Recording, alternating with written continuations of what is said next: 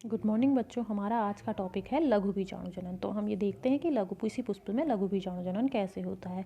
तो ये दिखाया गया है पुष्प का पुंकेसर, जिसके दो भाग हैं, तंतु और परागकोश। जो ऊपर का फूला हुआ हिस्सा होता है वो परागकोश कहलाता है। जब हम इसका सेक्शन काटते हैं, ट्रांसफर सेक्शन काटा गया है, तो हमको 4 कोष्ठीय संरचना दिखाई देती है। ये दिखाई दे रही है आपको 4 कोष्ठीय संरचना। इस 4 कोष्ठीय संरचना में प्रत्येक कोष्ठक के अंदर कुछ कोशिकाएं अन्य कोशिकाओं से अलग होती हैं। इन्हें कहा जाता है लघु बीजाणु मात्र कोशिका। इन्हें कहा जाएगा लघु बीजाणु मात्र कोशिका, माइक्रोस्पोर मदर सेल।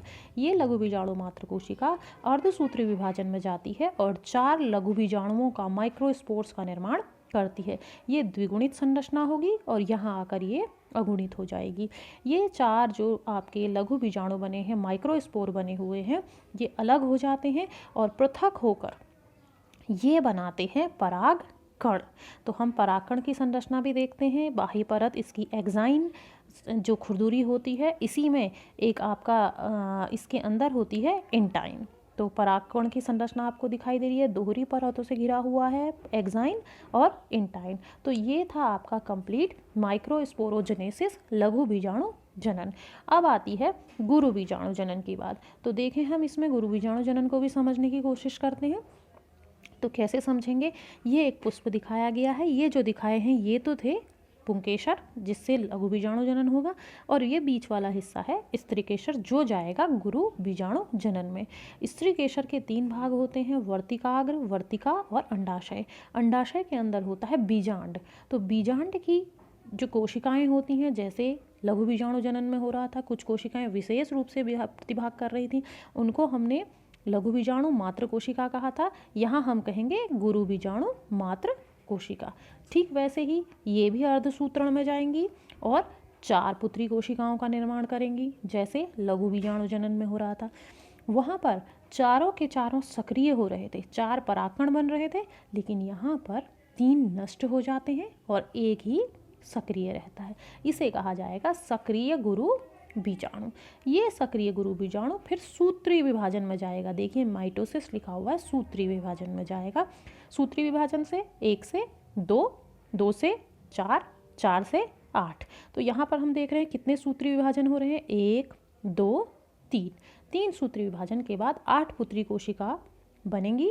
ये 8 देखें तो हम कैसे दिखाई दे रहा है, 4 एक ध्रुव की ओर, 4 दूसरे ध्रुव की ओर। कुछ समय बाद ये जो बीजांड के अंदर की संरचना है, इसमें 3 पुत्री कोशिकाएं एक सिरे में, 3 पुत्री कोशिकाएं दूसरे सिरे में। ये देखिए 3 ऊपर आ गई हैं, 3 नीचे, और जो बीच में रहती हैं वो आपका मध्य की ओर गति करती हैं। इन्हें कहा जाता है ध्रुवीय केंद्रक। इन्हें क्या कहा जाता है? ध्रुवीय केंद्रक। तो और एक होती है अंड कोशिका। देखें 3 में से एक कोशिका जो बड़ी होगी उसे अंड कोशिका। तो हमने देखा कि लघु बीजाणु जनन में परागकण का बनना ये कहलाएगा लघु बीजाणु जनन, और गुरु बीजाणु जनन में अंड कोशिका का बनना गुरु बीजाणु जनन। लघु बीजाणु जनन में भी एक कोशिका लघु बीजाणु मात्र कोशिका कहला रही है, वो अर्धसूत्रण में जा रही है और 4 अगुणित लघु बीजाणु बना रही है।